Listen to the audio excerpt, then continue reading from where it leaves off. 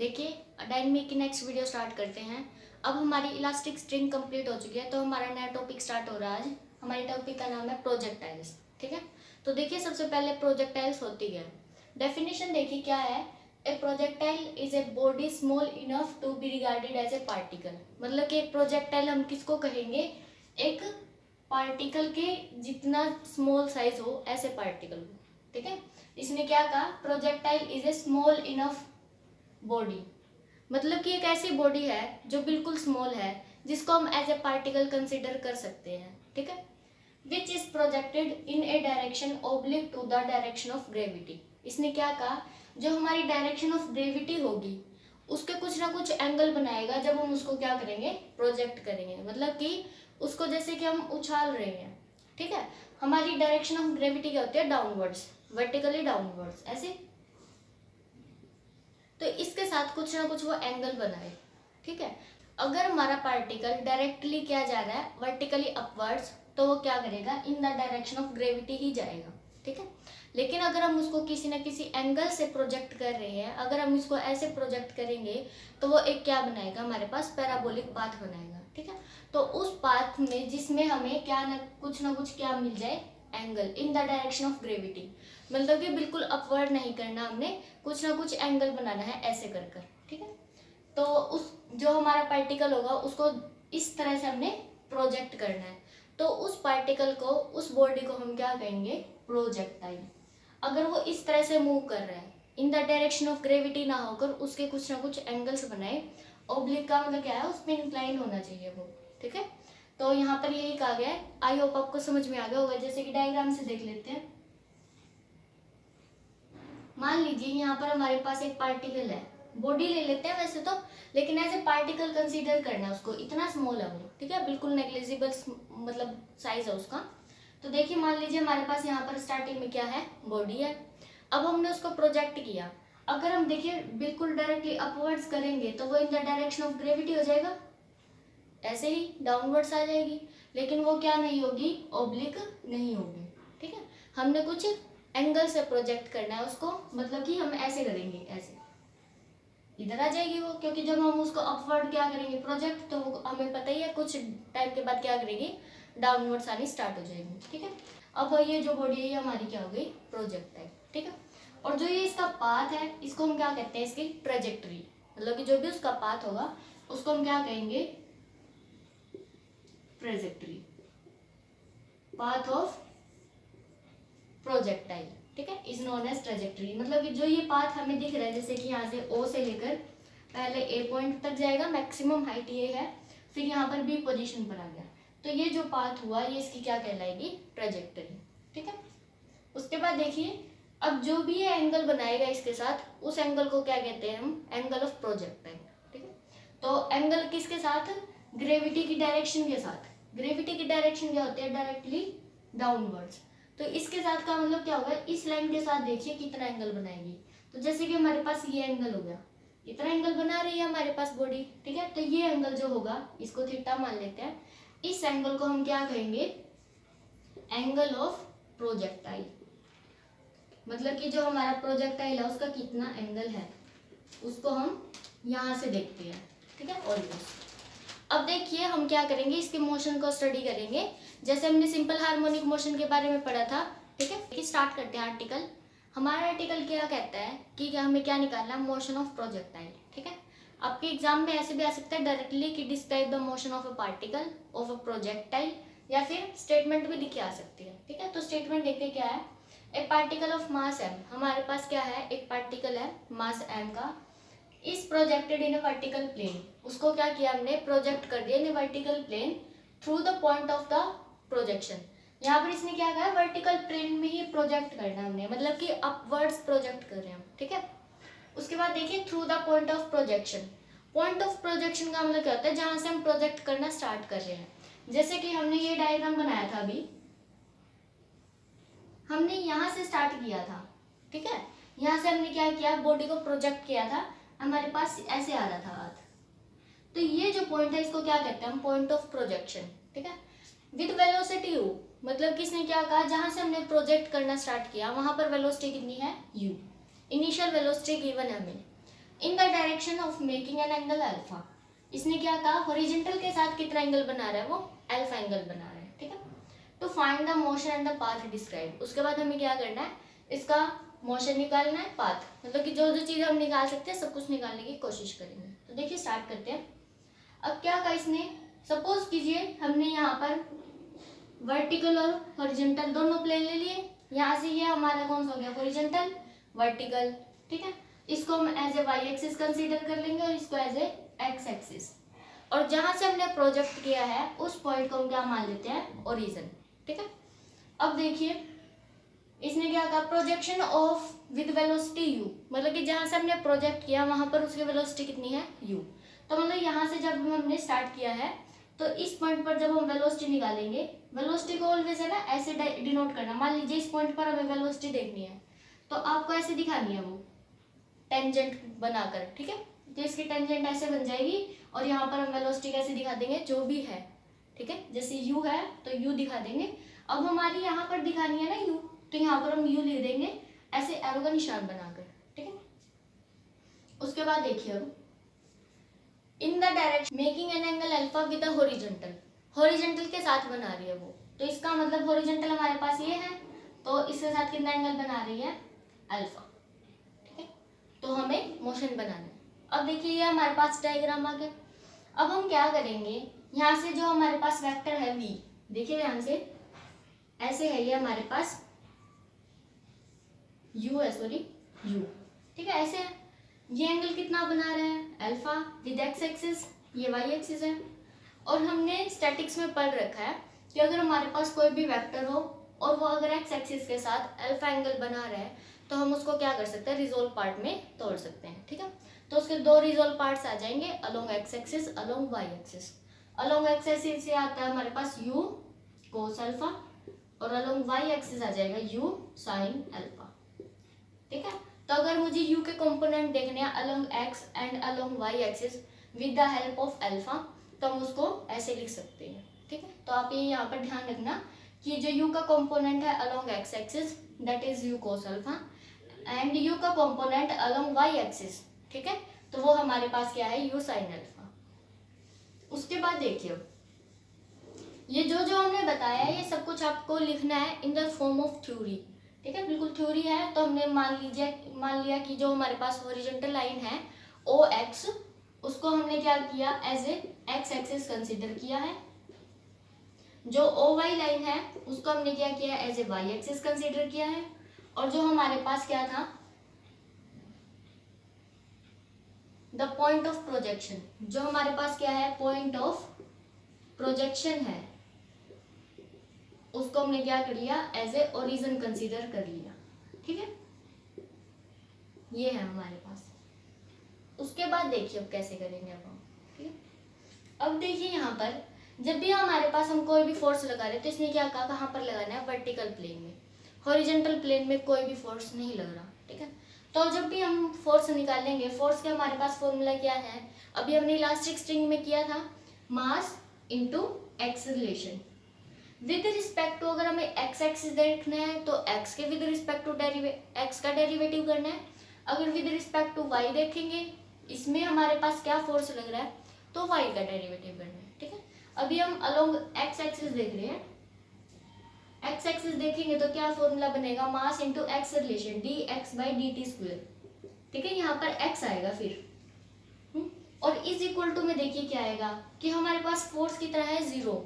Along horizontal plane तो हम कोई भी फोर्स नहीं लगा रहे हैं, सिर्फ किस में लगाना है, वर्टिकल प्लेन में। तो यहाँ पर हमारे पास जो फोर्स है उसकी वैल्यू क्या आ जाएगी, 0, ठीक है।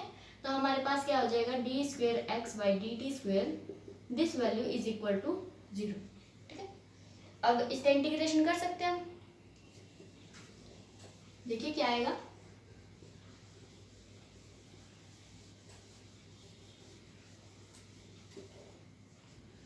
इसका इंटीग्रेशन करेंगे हमारे पास एक बार डेरिवेटिव रह जाएगा, d x by d t is equal to constant C1, ठीक है। उसके बाद ये तो हमारे पास एक इक्वेशन कहाँ से आ गई, हॉरिजॉन्टल प्लेन से। अब वर्टिकल प्लेन में देखते हैं। देखिए वर्टिकल प्लेन में जब हमने क्या किया, प्रोजेक्ट किया, तो सिर्फ किसकी वजह से फोर्स आएगा, एक्सेलरेशन ड्यू टू ग्रेविटी, ठीक है। सिर्फ ग्रेविटी की वजह से फोर्स आएगा। तो हमारे पास जब भी हम क्या लगाएंगे, फोर्स का फॉर्मूला मास इनटू एक्सेलरेशन, यहाँ पर y आएगा क्योंकि अलोंग y एक्सिस देख रहे हैं, वर्टिकल प्लेन में देखना हमें, तो विद रिस्पेक्ट टू t ही डेरिवेटिव करेंगे लेकिन y का करना है हमने, ठीक है। Is equal to mass into acceleration due to gravity, ठीक है, क्योंकि यही फोर्स लग रहा है ओनली। और ये भी ध्यान रखना, हम बॉडी को प्रोजेक्ट कर रहे हैं अपवर्ड्स, और एक्सेलरेशन ड्यू टू ग्रेविटी क्या होता है, डाउनवर्ड्स। दोनों की डायरेक्शन कैसी है, अपोजिट। डायरेक्शन अपोजिट होती है तो हम कौन सा साइन लगाते हैं, नेगेटिव का, ठीक है। तो यहाँ से हमारे पास क्या आ गया, double derivative of y is equal to minus G, ठीक है। इसका एक्सेलरेशन कर इंटीग्रेशन कर देते हैं हम, देखिए क्या आएगा, dy by d t is equal to minus g t, with respect to t करेंगे इंटीग्रेशन, और प्लस c2। ये सेकेंड इक्वेशन आ गई, ये फर्स्ट मान लेते हैं, ये सेकेंड, ठीक है।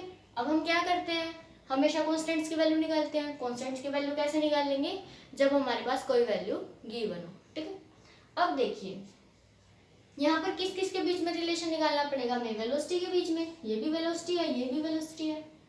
हमें पता है अगर x पोजीशन है तो उसका एक बार डेरिवेटिव करेंगे तो क्या आता है हमारे पास, वेलोसिटी, और एक बार और कर देंगे डेरिवेटिव तो एक्सेलरेशन, ठीक है। तो ये हमारे पास एक्सेलरेशन था। अब ये एक्सेलरेशन का हमने इंटीग्रेशन कर दिया, dx बाई dt आ गया, तो ये भी हमारे पास वेलोसिटी है, ये भी वेलोसिटी है, लेकिन ये वेलोसिटी अलोंग x एक्सिस है, ये वेलोसिटी अलोंग y एक्सिस है, ठीक है। ये ध्यान रखना है ना, इसमें x और इसमें y है, ठीक है। तो ये वेलोसिटी कहाँ पर है, अलोंग x एक्सिस, ये वेलोसिटी कहाँ पर है, अलोंग y एक्सिस, ठीक है। अब देखिए ध्यान से, अभी मैंने आपको बताया था कि जो u है उसका component along x axis along y axis क्या आया था, u cos alpha u sin alpha, ठीक है। जो u का कंपोनेंट था अलोंग x एक्सिस वो क्या था हमारे पास, u cos अल्फा, और u का कंपोनेंट अलोंग y एक्सिस वो था हमारे पास u sin अल्फा, ठीक है। अब देखिए यहाँ पर u का मतलब क्या है, हमारे पास वेलोसिटी गिवन है ना, तो ये भी वेलोसिटी है, ये भी वेलोसिटी है। ये यहाँ पर क्या का है, अलोंग y एक्सिस, यहाँ पर क्या है, अलोंग x एक्सिस, और u का कंपोनेंट अलोंग x एक्सिस क्या है, u cos अल्फा, ठीक है। लेकिन यहाँ पर और यहाँ पर देखिए क्या फर्क है वेलोसिटी में, ये वेलोसिटी जर्नल है, ठीक है, किसी भी पॉइंट पर निकाल सकते हैं किसी भी टाइम पर, लेकिन ये वाली जो वेलोसिटी है हमारे पास u, ध्यान से देखिए आर्टिकल में जो ये u वेलोसिटी है सिर्फ o पर है, ठीक है। o का मतलब क्या होगा, जब हमारी इनिशियल वेलोसिटी है, बिल्कुल स्टार्टिंग वाली वेलोसिटी हमारे पास क्या है, u, ठीक है। तो u क्या है हमारे पास, इनिशियल वेलोसिटी। और इनिशियल का मतलब क्या होता है, जब हमने चलना स्टार्ट किया बिल्कुल, तो मतलब कि जब हमारा टाइम 0 है उस टाइम पे पार्टिकल की वेलोसिटी कितनी है हमारे पास, u, ठीक है।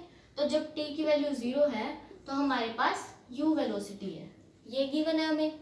इसका मतलब अभी पार्टिकल ने चलना स्टार्ट नहीं किया था, मतलब कि यहाँ पर जब हमारे पास पार्टिकल है o पोजिशन पर तो उस टाइम पे वेलोसिटी u है। जब हमने प्रोजेक्ट किया तो यहाँ पर इन पॉइंट्स पे आते आते उसकी वेलोसिटी चेंज हो रही है, वो हमें नहीं गिवन, ठीक है। हमें सिर्फ इस पॉइंट पर गिवन है जहाँ से हमने प्रोजेक्ट किया है, मतलब कि जहाँ से प्रोजेक्टाइल स्टार्ट हुआ, मतलब कि जब हमारा टाइम 0 था, ठीक है। अब देखिए यहाँ पर t की वैल्यू 0 हो जाएगी, t की वैल्यू 0 है, u की वैल्यू अलोंग x एक्सिस भी पता है, अलोंग y एक्सिस भी पता है। तो यहाँ पर हम क्या करेंगे, जो हमारे पास फर्स्ट और सेकंड इक्वेशंस आई हैं, t की वैल्यू 0 रख देंगे, अलोंग x एक्सिस भी वेलोसिटी पता है, अलोंग y एक्सिस भी डायरेक्टली पुट कर सकते हैं हम यहाँ पर, ठीक है। तो फर्स्ट इक्वेशन देखिए हमारे पास क्या है, dx by d t is equal to c1, यहाँ पर t की जगह 0 रख देंगे, dx बाई डी टी की जगह हम क्या रख सकते हैं, u cos अल्फा, क्योंकि dx बाई डी टी का मतलब वेलोसिटी अलोंग x एक्सिस, ठीक है। तो यहाँ पर रख देते हैं हम dx बाई डी टी की जगह क्या रख देंगे, u cos alpha is equal to c1, t तो है ही नहीं, ठीक है। ये फर्स्ट हमारे पास थर्ड इक्वेशन आ गई। सेकेंड इक्वेशन में रख देते हैं t की वैल्यू 0 और dy बाई डी टी की जगह u sin अल्फा, ठीक।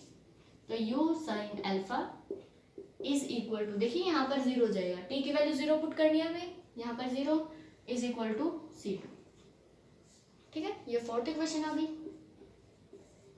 अब हमारे पास c1 की वैल्यू आ गई, c2 की, हमें मेन काम क्या करना होता है, कॉन्स्टेंट्स की वैल्यू निकालनी होती है। तो हम यहाँ पर क्या करेंगे, कॉन्स्टेंट्स की वैल्यू पुट कर देंगे, हमारे पास जनरल फॉर्मूला आ जाएगा। देखिए dx बाई dt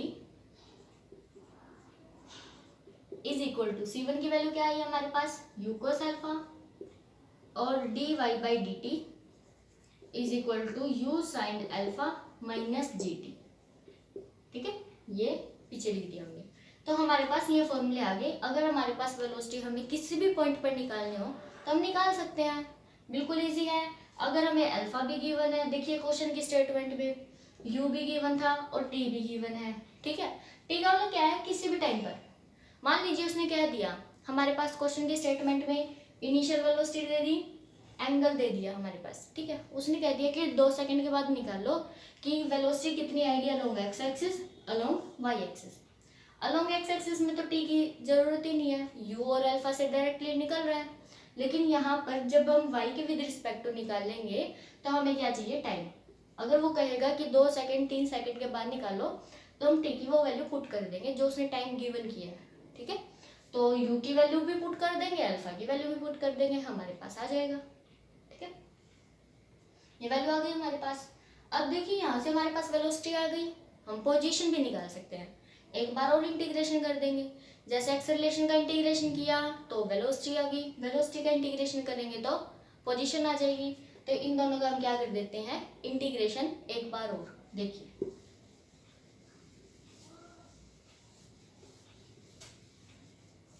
इंटीग्रेशन करेंगे क्या आएगा, x is equal to u cos alpha into t और प्लस C3, क्योंकि C1 C2 आ चुके हैं हमारे। ठीक है, और इसमें इधर आ जाएगा y u sin alpha into T minus g T square by 2 और प्लस C4। ये वैल्यू आ गई, इंटीग्रेशन कर दिया हमने विद रिस्पेक्ट टू टी। देखिए अब वापस हमें क्या करना है, कॉन्स्टेंट्स की वैल्यू निकालनी है। अभी ना हमारे पास लेफ्ट हैंड साइड में वेलोसिटीज थी, तो हमने वेलोसिटी का कंपोनेंट देखे at t is equal to 0 पे। अब हमारे पास इस साइड क्या है, पोजीशन। पोजीशन है तो पोजीशन देखनी पड़ेगी हमें। ठीक है, तो देखिए इधर पोजीशन हम देखते हैं, जब टी की वैल्यू 0 है तो एक्स की वैल्यू क्या आएगी और वाई की वैल्यू क्या आएगी। अब ध्यान से देखिए, जब हमारा पार्टिकल यहाँ पर है, मतलब कि जब टाइम इज इक्वल टू 0 है, टी की वैल्यू 0 है, तो हमारा पार्टिकल हम कहाँ पर कंसिडर कर रहे हैं, ओरिजिन पे। ओरिजिन का मतलब क्या हो गया, एक्स की वैल्यू भी 0, वाई की वैल्यू भी 0। तो हाँ, जब हमारे पास टी की वैल्यू 0 है देन एक्स भी 0 है और वाई भी 0 है, क्योंकि हमारा जो पार्टिकल है वो अभी ओरिजिन पे है। ठीक है, तो ये वैल्यू हम पुट करेंगे, डायरेक्टली हमारे पास C3 C4 की वैल्यूज आ जाएंगी। तो देखिए एक्स की वैल्यू 0 इज इक्वल टू ये भी 0 प्लस C3, तो C3 की वैल्यू 0 आ गई। ठीक है, इसी तरह यहाँ पर पुट कर लीजिए आप, ये 0 है, देखिए ये भी 0 हो जाएगा और ये भी 0 हो जाएगा, तो 0 माइनस 0 प्लस C4, तो C3 भी और C4 भी दोनों क्या आ गए हमारे पास, 0 आ गए। तो 0 आ गए तो इनको लिखने की जरूरत नहीं है, हम इनको रिमूव कर सकते हैं। ठीक है, ऐसे हमने कांस्टेंट निकालने हैं। तो ये हमारे पास पोजीशन भी निकाल सकते हैं हम, अभी अभी वेलोसिटी का फॉर्मूला आ गया था, अब हम पोजीशन भी निकाल सकते हैं। आपको ये सारे फॉर्मूले लर्न होने चाहिए, आर्टिकल आएगा तो प्रूव करने हैं, अदरवाइज क्वेश्चन में तो डायरेक्टली पुट करेंगे ना। ठीक है, अब देखिए ध्यान से, इन क्वेश्चन का हम कहाँ पे यूज कर सकते हैं, जो भी हमारे पास क्वेश्चन की स्टेटमेंट होगी, यू वैल्यू दे सकता है मतलब कि इनिशियल वेलोसिटी, अल्फा का मतलब एंगल ऑफ प्रोजेक्शन। ठीक है, टाइम, टाइम का मतलब क्या हो गया, मतलब उसने ये कह दिया कि सपोज कीजिए 10 सेकंड दे दिए, उसने कहा कि 10 सेकंड के बाद वो इस पोजीशन पे आ गया। ठीक है, तो इस पोजीशन पे उसके कोऑर्डिनेट क्या होंगे, एक्स की और वाई की वैल्यू निकालनी है हमें, तो एक्स की और वाई की वैल्यू हम यहाँ से निकालेंगे। हमारे पास फॉर्मूला आ गया है, यू की वैल्यू, अल्फा की वैल्यू क्वेश्चन में गिवन होगी, टी की वैल्यू वो किसी न किसी तरह से जरूर देगा ताकि वो एक्स और वाई वैल्यू पूछ सके। ठीक है, अगर टी की वैल्यू उसने नहीं दी तो हम टी को यहाँ से एलिमिनेट भी कर सकते हैं, एक फॉर्मूला और निकल के आ जाएगा जिसमें टी की वैल्यू नहीं होगी। ठीक है, तो देखिए स्टार्ट करते हैं।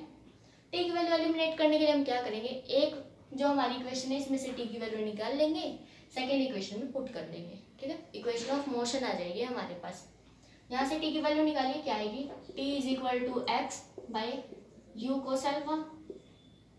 टी की वैल्यू हो गई, ये टी की वैल्यू हम इधर पुट कर देते हैं, y is equal to u sine alpha, और टी की जगह पर x by u cos alpha minus g by 2, और टी स्क्वेयर का मतलब क्या हो गया, इसका स्क्वेयर, ठीक है, x square by you square cos square alpha.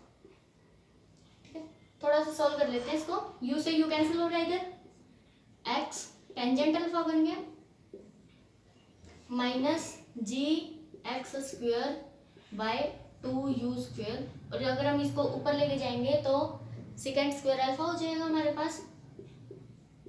तो ये जो हमारे पास इक्वेशन आई है इसको हम क्या कहते हैं, equation of motion. This is independent of T, ठीक है, इसमें टी नहीं है।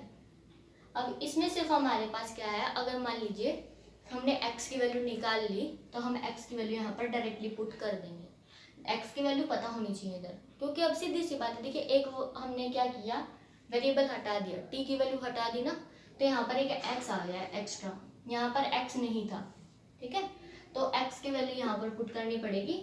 जो हमारे पास u है और अल्फा है वो तो क्वेश्चन में गिवन होंगी, ठीक है, तो यहाँ पर हमारे पास इधर भी x और इधर भी x है, तो हम क्वेश्चन में देखना हमें, ठीक है, अगर x की वैल्यू हमें गिवन है तो ये फॉर्मूला लगाएंगे, अगर x की वैल्यू हमें नहीं पता तो t गिवन होगा। t देखते हैं वो कैसे गिवन होगा क्वेश्चन में, तो t गिवन है तो ये फॉर्मूला, अदरवाइज ये फॉर्मूला, ठीक है। तो ये अभी हमारे पास क्या आ गई, equation of motion is required, equation of motion of A projectile.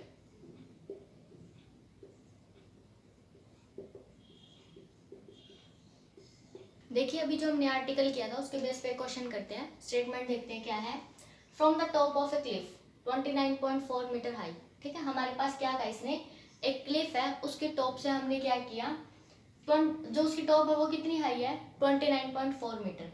A stone is thrown, हमने क्या किया, हम वहां पर उसके टॉप पे खड़े हैं और हमने एक स्टोन थ्रो कर दिया, ठीक है, so that it starts with velocity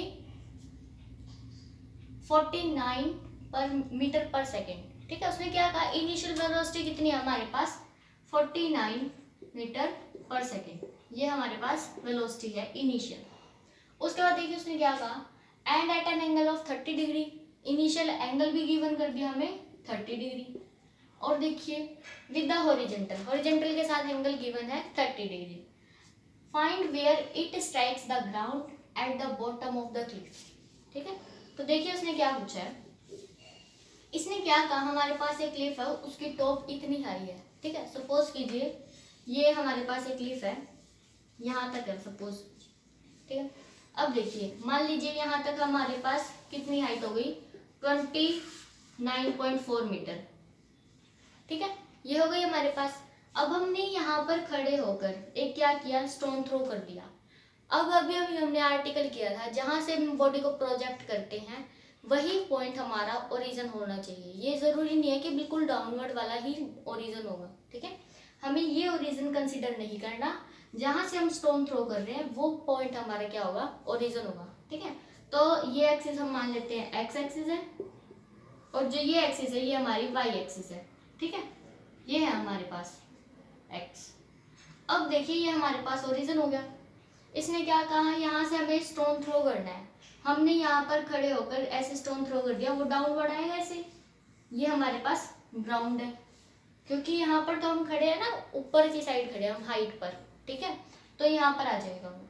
उसके बाद देखिए उसने क्या कहा है, एंगल हमारे पास गिवन है 30 डिग्री और इनिशियल वेलोसिटी गिवन है 49, यहाँ पर जो वेलोसिटी है वो हमारे पास कितनी है, 49 मीटर पर सेकेंड, ठीक है।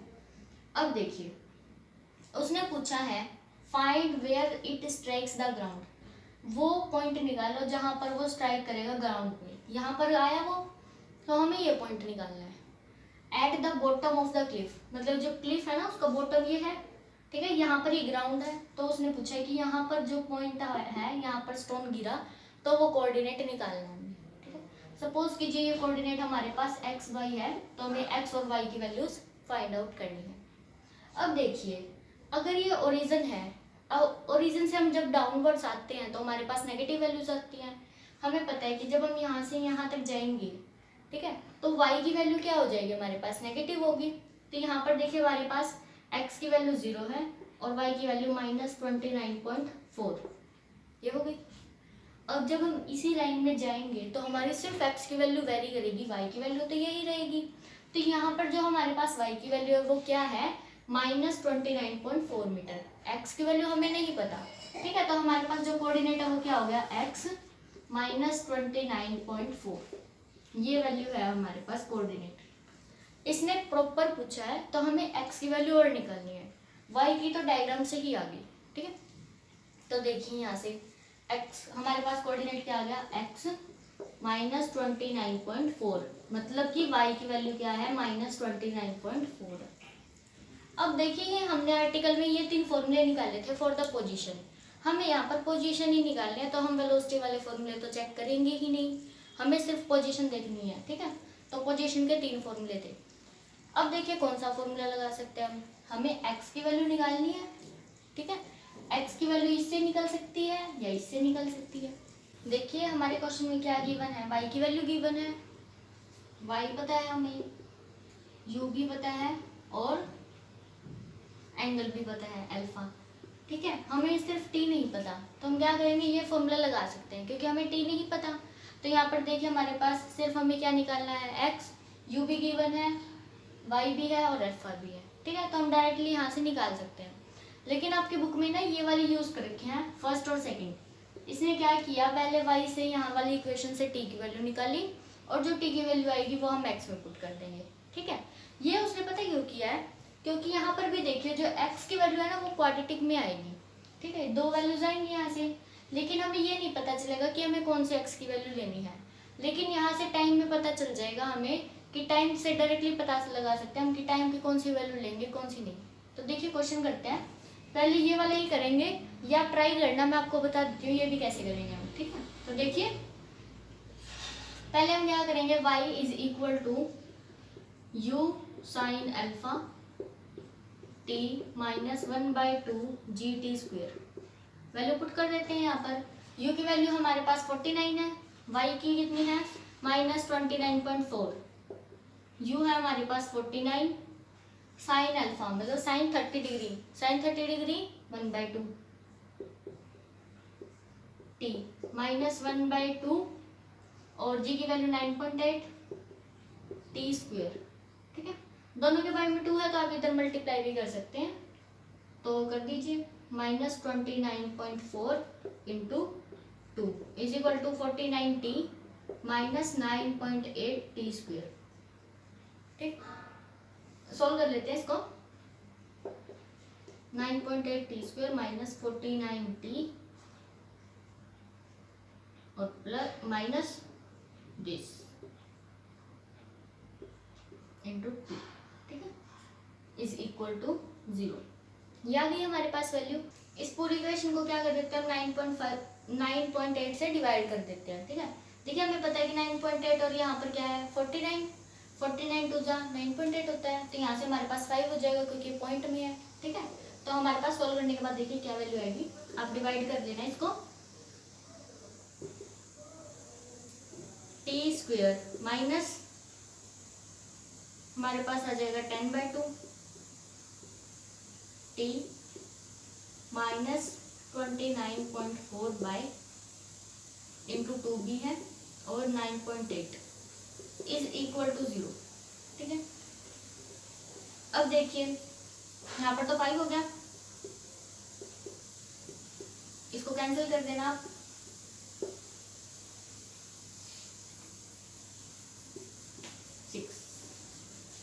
-6 ये वैल्यू आ गई हमारे पास।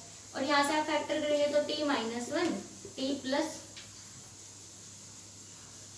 6 ये वैल्यू आ जाएगी, ठीक है। सॉरी +1 -6 ये वैल्यू आएगी, फैक्टर करेंगे तो t की वैल्यू क्या आएगी, -1 और 6। लेकिन टाइम कभी नेगेटिव नहीं हो सकता, तो टाइम की वैल्यू हम ये नहीं लेंगे, t = 6 आ गया, ठीक है। यहाँ से हम इजीली बता सकते हैं कि जो हमारा टाइम है वो नेगेटिव तो हो नहीं सकता, तो t की एक वैल्यू ले लेंगे। जब t की एक वैल्यू लेंगे तो x की भी एक वैल्यू आएगी, यहाँ पर आप करोगे तो यहाँ पर ज़्यादा कैलकुलेशन करनी पड़ेगी और आप पजल भी हो जाओगे। ठीक है, तो देखिए यहाँ पर जो हमारी टी की वैल्यू वो यहाँ पर 6 वैल्यू रख देते हैं। क्या आएगा हमारे पास, x is equal to u cos t. तो x is equal to u की वैल्यू कितनी है 49, √3/2 हो जाएगा, यहाँ पर u है, और t की वैल्यू हमारी 6 आ गई। ठीक है, इसको सॉल्व कर लेंगे, जो भी मल्टीप्लाई करने के बाद आंसर आएगा हमारे पास मीटर। ठीक है, हाँ मीटर में है, तो ये हमारे पास x की वैल्यू आ गई। तो हमारे जो टोटल कोऑर्डिनेट है वो ये वैल्यू आ गई, x की वैल्यू ये है और y की वैल्यू ये है। उसमें यही कहा था कि हमारे पास कोऑर्डिनेट निकालो वो कितनी दूर जाएगा। ठीक है, तो इस टाइप से हम क्वेश्चन कर सकते हैं। कुछ क्वेश्चन और करेंगे, अभी कुछ फॉर्मूले और रहते हैं, तो इसके बेस पे जितने भी क्वेश्चन आप ट्राई कर लेंगे। ठीक है, थैंक यू।